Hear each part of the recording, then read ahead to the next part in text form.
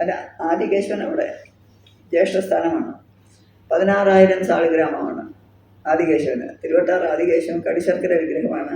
പത്മനാഭനല്ല, നാഭിയിൽ പത്മമില്ല, ബ്രഹ്മാവില്ല, തൃക്കൈയും കിഴി ശിവനില്ല. ഇപ്പോൾ ശ്രീകോവിലൊരു ശിവലിംഗം വെച്ചിട്ടുണ്ട്, ഒരു ബ്രാഹ്മണ മഠത്തിൽ നിന്ന് കൊണ്ടുവന്നതാണ്. ഒറിജിനലി ഇല്ല. ഒറിജിനൽ ജസ്റ്റ് അനന്തശയനം ആയിട്ട് ഉള്ള സ്വാമിയാണ്. നാഭിയിലും ഇല്ല, പത്മനാഭനല്ല, ശിവനുമില്ല. അവിടെ 16,000 സാളിഗ്രാമമാണ്, കടിശർക്കര വിഗ്രഹമാണ് അവിടെ.